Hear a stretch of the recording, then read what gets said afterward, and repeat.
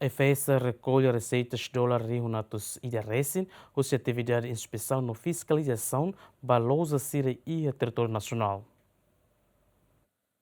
Atividade de inspeção no fiscalização rotina na atividade econômica, sanitária no alimentar a IFAESA, halau balosa Síria e território nacional e a trimestre da Huluk no Darua, a IFAESA recolhe coima hamutuk dólar rihunatu sida resin. Inspetor-geral a IFAESA Odete Viegas informa, coima nebe a IFAESA recolhe ne, vai rusi operador econômico, Síria nebe comete irregularidade no infração. Além de ne, inspetor a IFAESA nemos informa, operador econômico balon, coopera o a IFAESA, hodicelo coima voluntariamente ba infração nebe Síria comete. Usi inspeção serne ita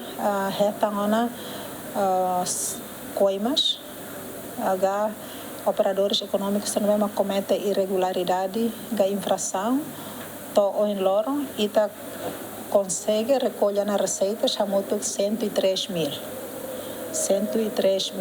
dólares americanos ba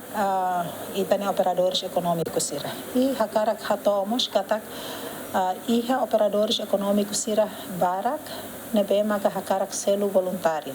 Então significa que a sira mos começa a cooperar na com a instituição IFAESA e sira mos reconhece que irregularidades nebe sira comete sira rase consente ainda ne atunone processo ne italahanaru kona Liliu, quando ita aplica selo voluntário, né, ba iran be makakamang no todang, mas vela os todang liu. Se todang liu grave, muito grave, né, ita sei na fatin